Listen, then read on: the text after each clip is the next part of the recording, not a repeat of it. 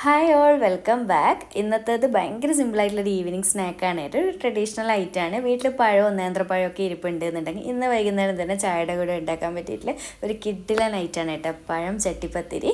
അപ്പോൾ നമുക്ക് പെട്ടെന്ന് തന്നെ വീഡിയോയിലേക്ക് പോയാലോ. വീഡിയോയിലേക്ക് പോകുന്നതിന് മുന്നേ ആയിട്ട് നിങ്ങൾക്ക് ചാനൽ ഇഷ്ടപ്പെടുന്നുണ്ട് എന്നുണ്ടെങ്കിൽ പ്ലീസ് സബ്സ്ക്രൈബ് ചെയ്ത് സപ്പോർട്ട് ചെയ്യണേ. അപ്പോൾ നമ്മുടെ ഇതിൻ്റെ ഫില്ലിങ്ങിന് വേണ്ടിയിട്ട് അത്യാവശ്യം പഴുത്ത 3 നല്ല വലുപ്പമുള്ള സൈസ് നേന്ത്രപ്പഴമാണ് എടുത്തിട്ടുള്ളത്. അത് ഇതുപോലെ ചെറുതായിട്ട് നമ്മൾ പോളക്കൊക്കെ കട്ട് ചെയ്തെടുക്കുമല്ലോ, 4ആയിട്ട് ആ ഒരു രീതിയിൽ കട്ട് ചെയ്ത് വെച്ചിട്ടുണ്ട്. ഇനിയിപ്പോൾ നമുക്ക് പെട്ടെന്ന് തന്നെ ഫില്ലിങ് റെഡിയാക്കി തുടങ്ങാം. അപ്പോൾ ഇതാ ഞാനൊരു പാൻ വെച്ചിട്ട് അതിലേക്ക് കുറച്ച് നെയ്യ് ചേർത്ത് കൊടുക്കുന്നുണ്ട് കേട്ടോ. ഏകദേശം 1-2 ടേബിൾ സ്പൂണോളം. നെയ്യുടെ അളവൊക്കെ നിങ്ങൾക്ക് ഇഷ്ടത്തിനനുസരിച്ച് മാറ്റം വരുത്താം. അതിലേക്ക് കുറച്ച് അണ്ടിപ്പരിപ്പും കുറച്ച് മുന്തിരി ഒന്ന് റോസ്റ്റ് ചെയ്തെടുക്കണം. അപ്പോൾ ആദ്യം തന്നെ അണ്ടിപ്പരിപ്പ് ഒന്ന് ഇട്ടിട്ട് മിക്സ് ചെയ്ത് ഒന്നങ്ങ് റോസ്റ്റായി വരുന്ന സമയത്ത് കുറച്ച് മുന്തിരിയും കൂടി ഇട്ട് കൊടുത്തിട്ട് രണ്ടും കൂടി ഒന്ന് റോസ്റ്റ് ചെയ്തെടുക്കുന്നുണ്ട്. അപ്പോൾ ഇത് ഈ ഒരു രീതിയിൽ ഒന്ന് റോസ്റ്റ് ആയതിനു ശേഷം ഞാൻ ഇത് കോരി മാറ്റിയിട്ട് ഒരു ബൗളിലേക്ക് മാറ്റി കൊടുക്കട്ടെ. ഇത് നമുക്ക് ലാസ്റ്റ് ഡെക്കറേഷൻ ആവശ്യമായിട്ടുള്ള ഐറ്റംസ് ആണ്. ഇനി ഈ ഒരു സെയിം എണ്ണയിലേക്ക് തന്നെ നമ്മൾ കുറച്ച് അണ്ടിപ്പരിപ്പും മുന്തിരിയും സെപ്പറേറ്റ് ഇട്ട് കൊടുക്കുന്നുണ്ട് കേട്ടോ. നമുക്കിത് ഫില്ലിങ്ങിൽ നിന്ന് കടിക്കാൻ കിട്ടുമ്പോൾ നല്ല ടേസ്റ്റ് ആയിരിക്കും കേട്ടോ. അപ്പോൾ രണ്ടും കൂടി നന്നായിട്ട് അങ്ങ് മിക്സ് ആക്കി കൊടുക്കുക. അപ്പോൾ കയ്യിലില്ലാന്ന് വെച്ച് കുഴപ്പമൊന്നുമില്ല, സ്കിപ്പ് ചെയ്യാം. പക്ഷേ ഉണ്ടെങ്കിൽ ഒന്നുകൂടി ടേസ്റ്റ് ആയിരിക്കുന്നേ ഉള്ളൂ. അപ്പോൾ ഇതാ നന്നായിട്ട് ഇതുപോലെ ഒന്ന് മിക്സ് ആക്കി കൊടുക്കുക. എന്നിട്ട് നമ്മൾ നേരത്തെ കട്ട് ചെയ്ത് വെച്ചിട്ടുള്ള നേന്ത്രപ്പഴമില്ല, അത് മൊത്തത്തിലായിട്ട് ഈ ഒരു ടൈമിൽ തന്നെ ഇട്ട് കൊടുക്കുക കേട്ടോ. എന്നിട്ട് എല്ലാം കൂടി ഒന്ന് നന്നായിട്ട് റോസ്റ്റ് ചെയ്തെടുത്താൽ മതി. പഴം ഒന്ന് നന്നായിട്ടൊന്ന് കളർ മാറി കിട്ടുന്നവരൊന്ന് വാട്ടിയെടുക്കുക. അങ്ങനെ നമ്മുടെ പഴയത് ഏതാണ്ട് ഒരു പകുതിയോളൊന്ന് കളറ് മാറി വന്ന് ഒന്നങ്ങ് വാടി വന്നിട്ടുണ്ട്. ഈ ഒരു രീതിയിലായതിനു ശേഷം ഇതിലേക്ക് 1.5 കപ്പ് അളവിൽ തേങ്ങ ചിരകിയത് ചേർത്ത് കൊടുക്കുക കേട്ടോ. 1.5 കപ്പാണ് ഈ ഒരു 3 വലിയ നേന്ത്രപ്പഴത്തിന്. അപ്പോൾ നിങ്ങൾ ഇത്രയും പഴം എടുക്കുന്നില്ല എന്നുണ്ടെങ്കിൽ അതിനനുസരിച്ച് ഇൻഗ്രീഡിയൻസിൽ മാറ്റം വരുത്തണം കേട്ടോ. പിന്നെ 1/2 കപ്പ് പഞ്ചസാരയും കൂടി ചേർക്കുന്നുണ്ട്. അതുപോലെ തന്നെ മധുരം നമ്മുടെ പഴത്തിൻ്റെ മധുരം നോക്കിയിട്ട് മാത്രം ചേർക്കട്ടെ. ചിലപ്പോൾ ഇതിൽ കുറയാം എല്ലാം കൂടാം. അത് ഓരോരുത്തർ എടുക്കുന്ന പഴത്തിൻ്റെ വ്യത്യാസത്തിനനുസരിച്ച് മാറ്റം വരും. എന്നിട്ട് എല്ലാം കൂടി നന്നായിട്ട് അങ്ങ് മിക്സ് ആക്കി കൊടുക്കുക. അപ്പോൾ ഈ ഒരു പഞ്ചസാരയൊക്കെ ഒന്ന് മെൽട്ടായി ഈ ഒരു തേങ്ങയും പഴമൊക്കെ കൂടി ഒന്ന് എന്താ പറയുക, നമ്മൾ പഴമൊക്കെ വിളയിച്ചെടുക്കുന്നില്ല, അതുപോലെ ഒന്ന് റോസ്റ്റ് ചെയ്തെടുക്കുകയാണ് കേട്ടോ വേണ്ടത്. അപ്പോൾ ഇത് നന്നായിട്ട് ഇതുപോലെ ഇടയ്ക്കിടെ ഒന്ന് മിക്സ് ചെയ്ത് കൊടുക്കുക. അങ്ങനെ ഇതാ നമ്മുടെ ഫില്ലിങ് ഏതാണ്ട് റെഡി ആയി കേട്ടോ. പഴവും ആ ഒരു തേങ്ങയൊക്കെ കളറൊക്കെ ഒന്ന് മാറി വന്ന് ഒന്ന് സെറ്റായിട്ടുണ്ട്. പഞ്ചസാരയൊക്കെ മെൽട്ടായി സെറ്റായിട്ടുണ്ട്. ഇനിയിപ്പോൾ ഇതിലേക്ക് ലാസ്റ്റ് ഒരു 1/4 ടീസ്പൂൺ മുതൽ 1/2 ടീസ്പൂൺ വരെ ഏലക്കപ്പൊടിയും കൂടി ചേർത്ത് കൊടുക്കുക. അത് ഓരോരുത്തരുടെ ഫ്ലേവറിനനുസരിച്ച് മാറ്റം വരുത്തണം. എന്നിട്ട് എല്ലാം കൂടി മിക്സ് ചെയ്തിട്ട് ഉടനെ തന്നെ ഫ്ലെയിം ഓഫ് ചെയ്ത് കൊടുക്കുക കേട്ടോ. നമ്മുടെ ഫില്ലിങ്ങിൻ്റെ പരിപാടി കഴിഞ്ഞിട്ടുണ്ട്. അപ്പോൾ ഈ ഒരു തേങ്ങയ്ക്ക് പകരം നിങ്ങൾക്ക് മുട്ടയും ചേർത്ത് മുട്ട സ്ക്രാമ്പിൾ ചെയ്ത് ചേർക്കുമല്ലോ, അങ്ങനെ ചേർത്തിട്ട് ഫില്ലിങ് ഉണ്ടാക്കുക കേട്ടോ. അതും ടേസ്റ്റ് തന്നെയാണ്. ഏതാണോ ഇഷ്ടമുള്ളത് ചെയ്താൽ മതി. അപ്പോൾ ഇതാ നമ്മുടെ ഫില്ലിങ് റെഡിയായി. ഇതൊരു സൈഡിലേക്ക് മാറ്റി വെക്കാം. ഇനിയിപ്പോൾ നമുക്ക് ഇതിലേക്കുള്ള ചെറിയൊരു ബാറ്റർ റെഡിയാക്കാൻ വേണ്ടിയിട്ട് ഒരു മിക്സിയുടെ ജാറിലേക്ക് 1.25 കപ്പ് അളവിൽ പാലാണ് ഒഴിച്ചു കൊടുക്കുന്നത്. അപ്പോൾ പാലെന്ന് പറയുമ്പോൾ നമ്മൾ പാക്കറ്റ് പാൽ തന്നെയാണ് എടുത്തിട്ടുള്ളത്. ഇതിലേക്ക് ഒരു മുട്ട പൊട്ടിച്ച് ഒഴിച്ചു കൊടുക്കുന്നുണ്ട്. അതുപോലെ തന്നെ 2 ടേബിൾ സ്പൂൺ പഞ്ചസാരയും കൂടി ചേർക്കുന്നുണ്ട്. പഞ്ചസാര ഇല്ലെങ്കിലും കുഴപ്പമൊന്നുമില്ല കേട്ടോ, സ്കിപ്പ് ചെയ്യാം.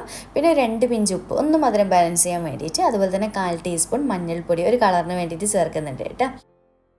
ഇനിയിപ്പോൾ ഇതിലേക്ക് നമുക്ക് 1.5 കപ്പ് അളവിൽ മൈദയാണ് ചേർത്ത് കൊടുക്കുന്നത്, 250 ml മെഷറിംഗ് കപ്പിൽ. അപ്പോൾ നമ്മൾ ഏതിലാണോ പാലെടുത്ത് ആ ഒരു സെയിം കപ്പ് തന്നെ അളക്കാൻ വേണ്ടി പ്രത്യേകം ശ്രദ്ധിക്കുക കേട്ടോ. എന്നിട്ട് എല്ലാം കൂടി ചേർത്ത് നന്നായിട്ട് ഇതൊന്ന് അടിച്ചെടുത്തിട്ട് വരാം, ഒട്ടും തന്നെ കട്ടയൊന്നുമില്ലാതെ. അപ്പോൾ ഇതാ ഈ ഒരു രീതിയിൽ അടിച്ചെടുത്തിട്ട് ഈ ഒരു ബൗളിലേക്ക് ഒഴിച്ചു കൊടുക്കുന്നുണ്ട്. അപ്പോൾ ഇതിപ്പോൾ കറക്റ്റ് തിക്നെസ്സാണ് കേട്ടോ. പിന്നെ ചില പൊടിയുടെ വ്യത്യാസത്തിനനുസരിച്ച് 1-2 സ്പൂൺ പാലിൻ്റെ അളവ് അങ്ങോട്ടും ഇങ്ങോട്ടൊക്കെ കൂടുക കേട്ടോ, കുഴപ്പമൊന്നുമില്ല. ഇനിയിപ്പോൾ ഇതെല്ലാം കൂടി ഈ ഒരു തിക്നെസ്സിൽ തന്നെ റെഡിയാക്കിയിട്ട് നമുക്കൊന്ന് പെട്ടെന്ന് തന്നെ ദോശ ചുട്ടെടുക്കുകയാണ് വേണ്ടത്.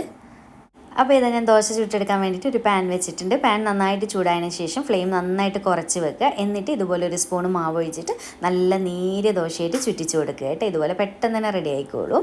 അപ്പോൾ നമ്മൾ ഏത് പാനിലാണോ ലാസ്റ്റ് ചട്ടിപ്പത്തിരി സെറ്റ് ചെയ്യാൻ വേണ്ടി പോകുന്നത് ആ ഒരു പാനിൻ്റെ വലുപ്പത്തിനനുസരിച്ച് വേണേൽ ദോശ ചുട്ടെടുക്കാൻ വേണ്ടിയിട്ട്. അപ്പോൾ അറിയാമല്ലോ എല്ലാവർക്കും, ഒരു സൈഡൊന്ന് നന്നായിട്ട് ആറി വരുമ്പോൾ ഇതുപോലെ പാൻ ഓട്ടോമാറ്റിക് അതിന്ന് ഇളകി വരും കേട്ടോ. ആ ഒരു സമയത്ത് പെട്ടെന്ന് തന്നെ തിരിച്ചിട്ട് കൊടുത്താൽ മതി. മാക്സിമം നേരിയ ദോശയായിട്ട് തന്നെ ചെയ്തെടുക്കാൻ നോക്കാം. അപ്പോൾ ഒഴിച്ചു കൊടുത്തതിന് ശേഷം പിന്നെ ഒന്ന് ലോന്ന് കുറച്ചൊന്ന് ഫ്ലെയിം കൂട്ടി വെച്ചിട്ട് ചുട്ട് കൊടുത്തോ കേട്ടോ. അപ്പോൾ പെട്ടെന്ന് തന്നെ പരിപാടി കഴിഞ്ഞോളൂ. അപ്പോൾ ഇതാ 2 സൈഡും ഇതുപോലെ തിരിച്ചും മറിച്ച് വിട്ടിട്ട് വേഗം നേരിയ ദോശ ആയതുകൊണ്ട് തന്നെ പെട്ടെന്ന് റെഡിയായി കിട്ടുമല്ലോ. അപ്പോൾ ഇതാ ഇതുപോലെ റെഡി ആയിട്ടുണ്ട്. ഇനി ബാക്കിയുള്ളത് മൊത്തത്തിൽ ഞാൻ ഈ ഒരു രീതിയിലൊന്ന് ചുട്ടെടുക്കട്ടെ. അങ്ങനെ ഇതാ നമ്മുടെ ദോശ മൊത്തത്തിൽ ചുട്ടെടുത്തിട്ടുണ്ട്. അപ്പോൾ ഇതൊരു സൈഡിലേക്ക് മാറ്റി വെക്കാം. ഇനിയിപ്പോൾ നമുക്കിതിലേക്ക് ചെറിയൊരു മുട്ടയുടെ മിക്സ് റെഡിയാക്കാൻ വേണ്ടിയിട്ട് ഒരു 5 മുട്ട ഈ ഒരു ബൗളിലേക്ക് പൊട്ടിച്ചൊഴിച്ച് കൊടുത്തിട്ടുണ്ട്. അതിലേക്ക് 1/4 കപ്പ് അളവിൽ പാലും കൂടി ചേർക്കുന്നുണ്ട്. മുട്ട നല്ല വലുപ്പമുള്ളതാണെങ്കിൽ 4 മതി കേട്ടോ. പിന്നെ ഇതൊരു 1/4 ടീസ്പൂൺ ഏലക്കപ്പൊടി ചേർക്കുന്നുണ്ട്. പിന്നെ ഒരു 2 ടേബിൾ സ്പൂൺ പഞ്ചസാര ചേർക്കുന്നുണ്ട്. പിന്നെ ഒരു 2 പിഞ്ച് ഉപ്പ് കേട്ടോ, മധുരം ഒന്ന് ബാലൻസ് ചെയ്യാൻ വേണ്ടിയിട്ട് എല്ലാം കൂടി ചേർത്തിട്ട് നന്നായിട്ടൊന്നങ്ങ് മിക്സ് ആക്കി കൊടുക്കുക, നമ്മുടെ പഞ്ചസാരയൊക്കെ ഒന്ന് മെൽട്ടായി കിട്ടുന്നവരെ. അങ്ങനെ ഇതാ നമ്മുടെ മുട്ട ഇതുപോലെ മിക്സ് ചെയ്തിട്ടുണ്ട്. ഇനിയിപ്പോൾ നമുക്ക് പെട്ടെന്ന് തന്നെ ചട്ടിപ്പത്തിരി സെറ്റ് ചെയ്യാൻ തുടങ്ങാം. അപ്പോൾ ഇതാ ഈ ഒരു പാനിലാണ് ഞാൻ സെറ്റ് ചെയ്യാൻ പോകുന്നത്. അപ്പോൾ അതിലേക്ക് നന്നായിട്ടൊന്ന് നെയ്യ് ബ്രഷ് ചെയ്ത് കൊടുത്തിട്ടുണ്ട്. സൈഡിലും മിഡിലും ഒക്കെ ആയിട്ട് നല്ലപോലെ ബ്രഷ് ചെയ്ത് കൊടുക്കുക. എന്നിട്ട് ആദ്യം തന്നെ ഈ ഒരു പാനിലേക്ക് നമ്മൾ റെഡിയാക്കി വെച്ചിട്ട് ഒരു ദോശ എടുക്കുക. അത് നമ്മൾ ബീറ്റ് ചെയ്ത് വെച്ചിട്ട് മുട്ടയുടെ മിക്സ് ഇല്ലേ അതിൽ നന്നായിട്ടൊന്ന് മുക്കിയെടുക്കുക. നല്ലപോലെ എല്ലാ സൈഡിലേക്ക് ആ ഒരു മുട്ടയുടെ ഗം എത്തുന്ന രീതിയിൽ ഒന്ന് മുക്കിയെടുക്കുക. എന്നിട്ട് പാനിൻ്റെ അടിഭാഗത്തായിട്ട് ഇതുപോലെ വെച്ച് കൊടുക്കുക കേട്ടോ. എന്നിട്ട് അതിൻ്റെ മുകളിലായിട്ട് നമ്മൾ റെഡിയാക്കി വെച്ചിട്ട് ഫില്ലിംഗ് നിന്ന് കുറച്ചെടുത്തിട്ട് ഇതുപോലെ ഇട്ട് കൊടുക്കാം. അപ്പോൾ ഓരോ ലെയറിലും നമുക്ക് ഈ ഒരു പഴത്തിൻ്റെ ഫില്ലിങ് വെക്കുന്നത് കൊണ്ട് തന്നെ എല്ലാ ലെയറിലും കുറച്ച് കുറച്ച് വെക്കുക കേട്ടോ. ഒരുപാട് കുത്തി വെക്കാൻ നിൽക്കേണ്ട. അപ്പോൾ ഓവറായിട്ട് നമുക്ക് പഴയ ഇതിൽ നിന്ന് കടിക്കാൻ കിട്ടും. അപ്പോൾ എല്ലാ ലെയറിലും ആകുമ്പോൾ അത്യാവശ്യം ഉണ്ടായിക്കോളും. അടുത്ത ദോശ എടുത്തിട്ട് ഇതേ രീതിയിൽ ബാക്കിയുള്ള സ്റ്റെപ്സൊക്കെ ഇതേ രീതിയിൽ തന്നെ ചെയ്യുക കേട്ടോ. മുട്ടയുടെ മിക്സിലേക്ക് മുക്കുക, ദോശ വെക്കുക, ഫില്ലിങ് വെക്കുക. അങ്ങനെ തന്നെ എല്ലാം നമ്മൾ എത്രത്തോളം ദോശ റെഡിയാക്കിയിട്ടുണ്ടോ എത്രത്തോളം ഫില്ലിംഗ് ഉണ്ടോ അതിനനുസരിച്ച് ഇതുപോലെ ചെയ്ത് കൊടുക്കുക. അങ്ങനെ നമ്മുടെ ദോശയും പഴമൊക്കെ മൊത്തത്തിൽ ഓരോ ലെയറായിട്ട് സെറ്റ് ചെയ്ത് ലാസ്റ്റ് ദോശയും മുകളിൽ ഇതുപോലെ വെച്ച് കൊടുത്തിട്ടുണ്ട് കേട്ടോ. അപ്പോൾ നമ്മുടെ ദോശയുടെ അളവ് കണ്ടില്ല, പാനിൽ കറക്റ്റായിട്ട് തന്നെ നിൽക്കുന്നില്ല. അപ്പോൾ ഈ ഒരു രീതിയിൽ തന്നെ ചുട്ടെടുക്കാൻ നോക്കണേ. അപ്പോൾ നമ്മൾ എല്ലാം റെഡിയാക്കിയതിന് ശേഷം ലാസ്റ്റ് ഇതുപോലെ കുറച്ച് മുട്ടയുടെ മിക്സ് ബാക്കി വരും കേട്ടോ. അത് ഇതുപോലെ സൈഡ് കൂടിയായിട്ട് മിഡിൽ കൂടിയായിട്ട് അങ്ങനെ ഒഴിച്ച് കൊടുക്കുക കേട്ടോ. അവിടെ മൊത്തത്തിൽ സൈഡൊക്കെ ഒട്ടി നിൽക്കാൻ വേണ്ടിയിട്ടാണ്. അത് നിർബന്ധമായിട്ട് ഒഴിക്കണം. അഥവാ മുട്ട തികഞ്ഞിട്ടില്ല എന്നുണ്ടെങ്കിൽ ഒരു മുട്ടയും കുറച്ച് പാലും ഒന്ന് ബീറ്റ് ചെയ്തിട്ടെങ്കിലും മുകളിലോട്ട് കൂടി ഒഴിക്കണേ. അത് മറക്കരുത് കേട്ടോ. പിന്നെ നമ്മൾ നേരത്തെ ഫസ്റ്റ് വറുത്ത് വെച്ചിട്ട് അണ്ടിപ്പരിപ്പ് മുന്തിരിയില്ലേ അതൊന്ന് മുകളിൽ അവിടെ ഇവിടെയൊക്കെ ആയിട്ട് ഇട്ട് കൊടുക്കുക കേട്ടോ. അത് ഞാനൊരു ഡെക്കറേഷന് വേണ്ടി ഇടുന്നത് നിർബന്ധമൊന്നുമില്ല കേട്ടോ. ഇനിയിപ്പോൾ ലാസ്റ്റ് കുറച്ച് കറുത്ത എള്ളെടുത്തിട്ട് അതിൻ്റെ മുകളിൽ അവിടെ ഇവിടെയൊക്കെ ആയിട്ടൊന്ന് വിതറി കൊടുക്കുന്നുണ്ട് കേട്ടോ. ഒട്ടും തരുന്ന നിർബന്ധമില്ല. ഞാനിപ്പോൾ ഫോട്ടോ ഒക്കെ എടുക്കുമ്പോൾ ഒരു ഭംഗിയായിക്കോട്ടെ എന്ന് വെച്ചിട്ട് അങ്ങനെ ഇട്ട് കൊടുത്തതാണ് കേട്ടോ. ഇനിയിപ്പോൾ ഇതാ ഞാൻ ഇതുപോലെ അടച്ച് വെച്ച് കൊടുക്കുന്നുണ്ട്. എന്നിട്ട് ഫ്ലെയിം ഓൺ ചെയ്ത് വെച്ച് കൊടുത്തിട്ടുണ്ട് കേട്ടോ. കറക്റ്റ് 20 മിനിറ്റ് ലോ ഫ്ലെയിമിൽ എത്രത്തോളം മാക്സിമം ചെറിയ തീയിൽ വെക്കാൻ പറ്റുമോ 20 മിനിറ്റ് വെച്ചിട്ട് കുക്ക് ചെയ്തെടുക്കുക കേട്ടോ. ആ ഒരു സമയമാകുമ്പോഴേക്ക് സൈഡൊക്കെ നല്ല മുരിഞ്ഞ് സെറ്റായിക്കോളും. അഥവാ നിങ്ങൾക്ക് അടിക്ക് പിടിക്കുന്ന ടെൻഷൻ ഉണ്ട് എന്നുണ്ടെങ്കിൽ ഫ്ലെയിമിൻ്റെ വ്യത്യാസമൊക്കെ വരുന്നുണ്ടെങ്കിൽ പഴയ ഒരു പാന് വെച്ച് കൊടുത്തിട്ട് അതിൻ്റെ മുകളിൽ വെച്ച് കൊടുക്കാൻ മറക്കരുത്. ഞാൻ പൊതുവേ ഇങ്ങനെ തന്നെയാണ് കേട്ടോ ചെയ്തെടുക്കാറ്. അതുകൊണ്ട് ഞാൻ പാനൊന്നും വെക്കുന്നില്ല. അങ്ങനെ ഇതാ കറക്റ്റ് ഒരു 20 മിനിറ്റ് ആകുമ്പോഴാണ് എൻ്റെ ചട്ടിപ്പത്തിരി റെഡി ആയിട്ടുണ്ട്. നിങ്ങൾക്ക് സൈഡൊക്കെ കാണുമ്പോൾ തന്നെ മനസ്സിലാവും മൊത്തത്തിലൊന്ന് മൊരിഞ്ഞ് സെറ്റായിട്ടുണ്ട്. അപ്പോൾ നമുക്കിനി ഇതൊന്ന് മുകൾ ഭാഗത്ത് ആ ഒരു മുട്ടയുടെ പശ ഒന്ന് മാറിക്കിട്ടാൻ വേണ്ടിയിട്ട് ഒന്നങ്ങ് സെറ്റ് ചെയ്തെടുക്കണം. തിരിച്ചിട്ട് കൊടുക്കണം.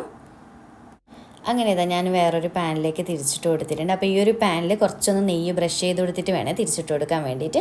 അപ്പോൾ സൈഡൊക്കെ നോക്കിയാൽ നല്ല അടിപൊളിയായിട്ട് നല്ല മൊരിഞ്ഞ് വന്നിട്ടുണ്ട്. അപ്പോൾ ഇത്രയും ബ്രൗൺ ആയിട്ട് മൊരിയണ്ടെന്നുണ്ടെങ്കിൽ ടൈം കുറച്ചൊന്ന് കുറക്കട്ടെ. പക്ഷേ ചട്ടിപ്പത്തിരി എന്ന് പറയുമ്പോൾ ഈ ഒരു രീതി കഴിക്കാനാണ് നല്ല ടേസ്റ്റ്.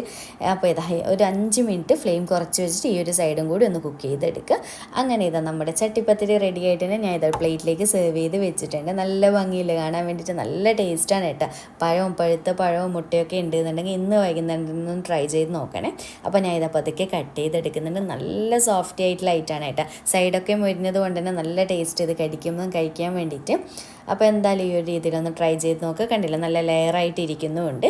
അപ്പോൾ വീഡിയോ ഇഷ്ടമായിട്ടുണ്ടെന്നുണ്ടെങ്കിൽ ലൈക്ക് ചെയ്യാനും ചാനൽ സബ്സ്ക്രൈബ് ചെയ്യാനും മാക്സിമം ഷെയർ ചെയ്ത് കൊടുക്കാനും മറക്കല്ലേ. അപ്പോൾ വീണ്ടും ഒരു അടിപൊളി വീഡിയോ ആയിട്ട് കാണാം. താങ്ക്